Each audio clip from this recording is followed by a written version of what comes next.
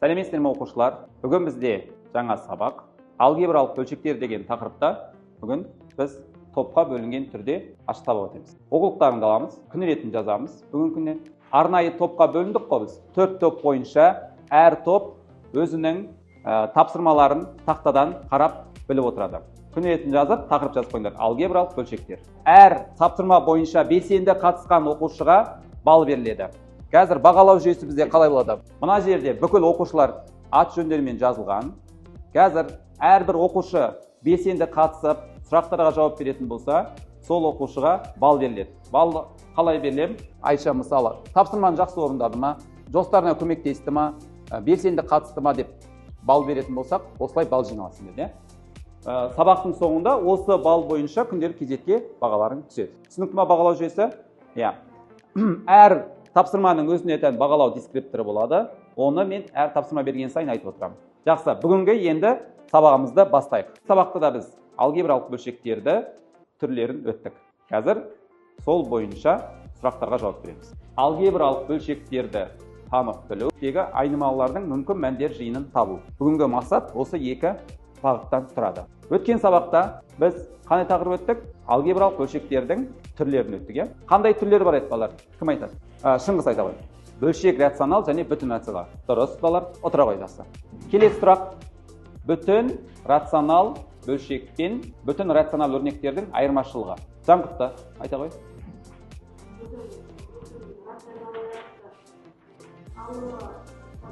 Иә.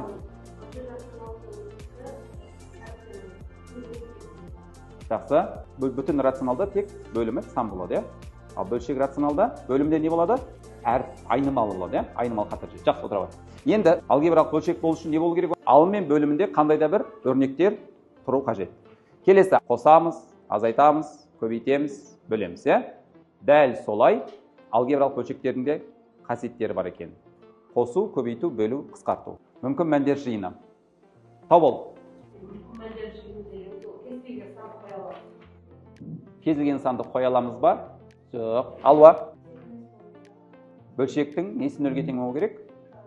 Бөлшектің бөлімі нөлге тең болмау керек. Сол үшін біз сол санды табамыз. Қазір тапсырманың бәрі сол бөлшектің бөліміне, алымына қарай беріледі.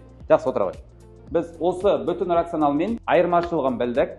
Енді олардың ұқсастықтары неде болып тұр? Алгебралық бөлшектің бір-біріне ұқсастығы. Нелері бірдей болып тұр олардың? Сандарында емес мағынасы. Алгебралық бөлшекте бүтін рационалда тек қана сан, бөлшек рационалда тек қана бірге не бар? Бөлшектің бөлімінде айнымалы бар. Енді осының қайсының мүмкін мәндер жиыны кез келген сан болады? Кім айтады? Кез келген сан қоюға болады. Қай бөлшекке? Әсет.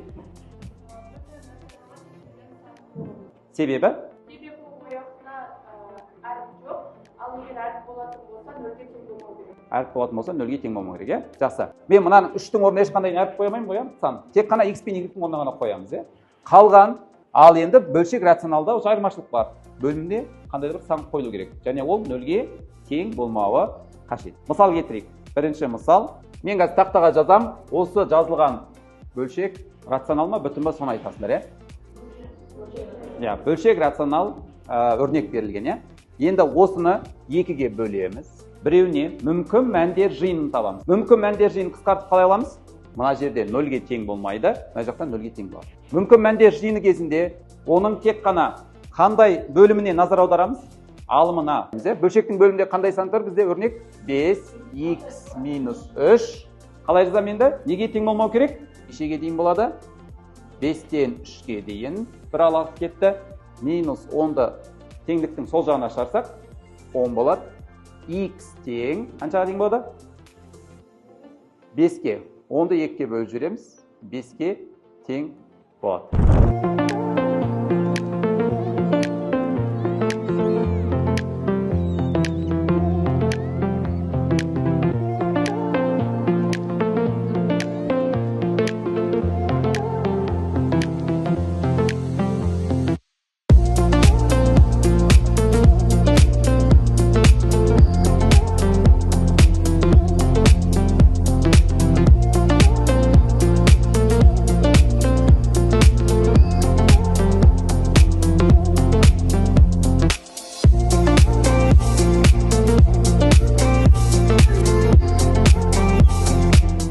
MMG деген не ол?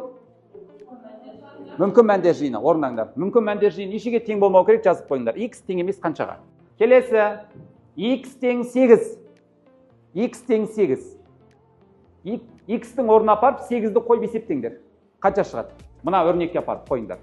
X-тің орнына 5-ті көбейтеміз 8-ге деп, я? Сосын X-тің орнына 4-ті апарып мына жерге жазыңдар мән. Ал X-тің орнына 8-ді қойып мына жерге жазасыңдар. Соңында бір сан шығады сендерде. 50% деген сол санның жартысы деген сөз. Қазір шыққан санның жартысын алыңдар да мына жерге жазыңдар. Лабиринт. Қазынаға апарар жолдағы тапсырманы орындаңыз. Ал орындап көріңдер. Уақыт кетті.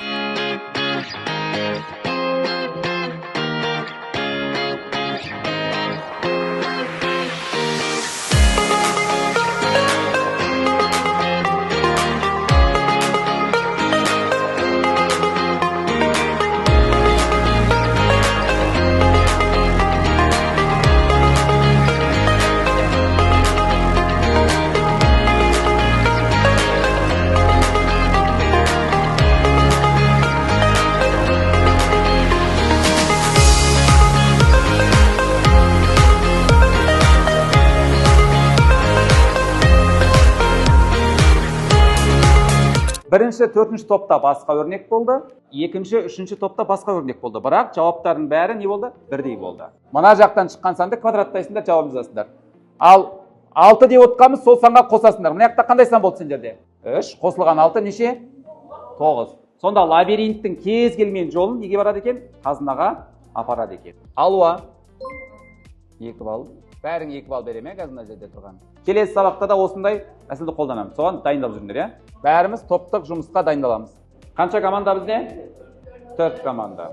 Қазір 4 топ, әр топ ақылдасып отырып, қай категорияны таңдайды және қай сұрақты таңдайсыздар айтасыңдар. Барлығына бірдей балл бердім, өйткені сұрақтардың деңгейі бірдей болып тұр.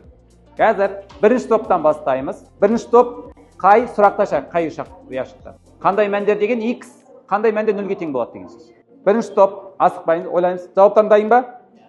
Жақсы. Кім айтады? Бөлшек рационал, е? Жақсы. Бірінші топқа 10 балл. Бізде не болады екен? Бөлшек рационал өрнек екен. Бірінші топ 10 балл алдыңдар. 10 балл қазір сендерде 1 балл деген сөз. Бүтін әлде бөлшек? Жарайды. Нұрасыл, жауап берейік. Нұрасыл қандай? Бүтін рационал или бөлшек рационал? Көмектесіңдер, жоқ топпен. Я? Жақсы, бүтін рационал. Өз тобыңа 10 балл алып келдің. Молодец. Келесі үшінші топ дайынбыз ба? Топпен ақылдасамыз. Тауып сен жауап бересің ба? Жарайды. Үшінші топқа балл кетті. Төртінші топ таңдаймыз. Димаш. Ал. Бөлшек рационал. Себебі әріп сан араласқан көп мүше тұр. Жауап бөлшек қоя. Бәрін келсесіңдер ғой. Жарайды, отыра ғой. Жауабы бөлшек рационал екен. Төртінші топқа 10 балл кетті. Кез келген аша берейін ба? Ал есептеп көріңдер. Бірінші топқа ойлануға 1 минут береміз. Бірінші топ ойланып айтайық. Бөлшектің бөліміне қандай сан қойға болмайды? Қандай сандар қойға болмайды? 0 шықпас үшін. Оңай ма? -3 пен +5 дейді. Дұрыс па балалар? -3-ке 3-ті қоссақ қанша? 0. 5-тен 5 азайтсақ 0. Онда бөлшектің бөлім мағынасы болмай қалады. Сондықтан жауабы -3 пен 5 болады екен. Немесе аралыққа былай бөлсеңдер болады. Бұл анықталу облыс деп аталады. Екінші топ. -11. А-ның орнына -11-ді қойсақ қанша болып кетеді? Мына бөлшектің алымы 0 болып кетеді, я? Сол кезде бөлшек түгелімен неге айналып кетеді? 0-ге айналып кетеді. Так, сендерде жауап дұрыс айтылған жоқ балар, я? Сондықтан балл бере алмаймыз. Жауабы -11 болған еді. Келесі, бізде үшінші топ сұрақтарың. Лиза айта ғой. Мүмкін мәндер жиыны. X-тің орнына қандай сан қоюға болмайды? X-тің орнына 0-ді қойсақ, 2-ні 0-ге өтсек қанша? 0. -14-тен 2-ні айтсақ 0 болмай қалады. Жауабында анықтамасы бойынша 7-ге тең болмау керек, я? 7-ден басқа санның бәрін қоюға болады, я? Келесі, жалғастырамыз. Төртінші топ. Дайынбыз ба? Айтыңдар ал жауап. Кім айтады? Тәңір берген. Айта ғой. -6. X тең емес нешеге? -6-ға. Жақсы. X тең емес -6-ға. Жақсы. Келесі бірінші топ. Әлібек.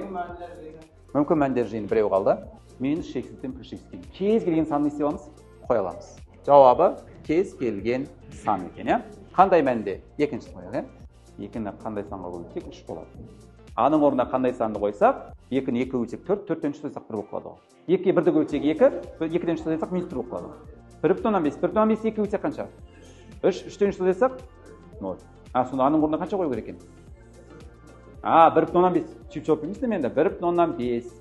Жақсы отыр. Екінші, үшінші топқа плюс 1 балл. Төртінші топ қандай мәнде деген сұраққа жауап бересіңдер. А-ның орнына қандай санды қойсақ, бөлшектің алымы. Димаш, айта ғой. Жоқ, екіншісі не үшін керек бізге? Екіншісі керек емес. 4. Балалар, жауап толық па? 4 қана қоя аламыз ба? Плюс минус 4, иә? Балалар, 2 санды қоямыз ғой бұл жерге. Минус 4-ті қойсақ та 16 шығады, плюс 4-ті қойсақ та 16 шығады. Болды, сонда 3-ші, 4-ші топ жауап алды. Міне, мына жерде жауаптардың ішінен бізде минус плюс 4 болады екен. Жоқ, жақсы. Топтық жұмыс осымен аяқталды. Балдарыңды қараңдар. Бірінші топ 3 балл, екінші топ 2 балл, үшінші топ 3 балл, төртінші топ 3 балл. Екінші топ сәлдер артта келесіңдер. Қазір сендердің бәріне тапсырма жіберемін. Қалған кезетті ашыңдар.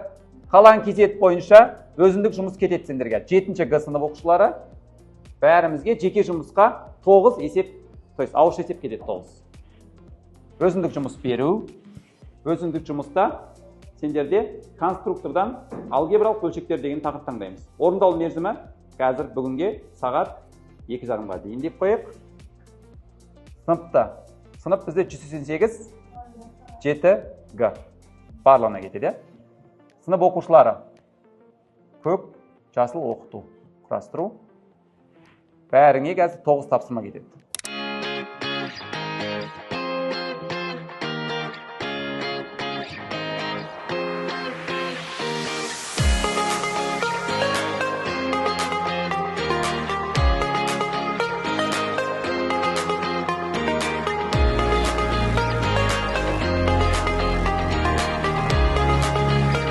Қалан точка кезетті аяқтап маған жіберу керек. Қазір мен уақытын өзгертем, иә?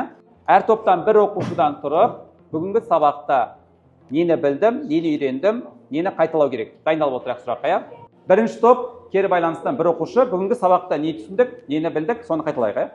Әлібек, айта ғой. Бүгінгі сабақта бөлшектердің мүмкін мәндер жиынтығын үйрендік. Бөлшек және бүтін рационалдарды ажыратып есептеу үйрендік. Жақсы, рахмет. Бәрің соны үйрендіңдер, осы топтағылар. Маған өткен сабағымыз өте ұнады. Біз бүгін тобымызбен бірге жұмыс істеп, балл жинадық және де бүтін бөлшектер мен бөлшектер рационалдарды үйрендік. Осы сабақ маған өте ұнады. Көп затты білдік, есептерді шығардық, бір-бірімізге деген конкуренцияны көрдік. Жақсы, рахмет. Екінші топ өте жақсы. Бүтін рационал және бөлшек рационал екен. Және бүгінгі сабақта маған ең ұнаған сәттер ол есептер шығарған кезде. Қай бөлім ұнады? Топтық, жұптық, жеке. Жұптық, жақсы. Маған бүгінгі сабақ өте қатты. Маған бүгінгі сабақ қатты ұнады. Жарайды, рахмет. Жақсы. Енді төртінші топ кері байланысқа бір оқушы. Алуа, айта ғой. Біз бүгінгі сабақта алгебралық бөлшектің екіге бөлінетінін білдік. Олар бүтін рационал және бөлшек рационал. Бүгінгі сабақта біз мүмкін мәндер жиынтығын түсіндік және онымен бірге есептер шығардық. Жақсы, рахмет. Жұптық, топтық жұмыстан бірінші топ қанша балл алды? 30 балл алды, 3 балл алды. Онда мен қазір сынып деген классқа барамда. Бұна участие дегенге бәріңе 1 балдан қосамыз. Кері байланыс бойынша күнделік кезетке осы балдарың түседі, иә? Кім қанша есеп шығарды, сол бойынша мына жерге тағы 1 балл қойылады. Жарай ма? Жақсы балалар, үй жұмысы қалан кезеттен алгебралық бөлшектер деген бөлімді 9 есепті шығарып маған жібереміз. Өйткені мен күнделік кезетке қоюым қажет. Жарай ма? Сағат бүгін кешке 9-ға дейін. Иә. Сау болыңдар. Рахмет балалар.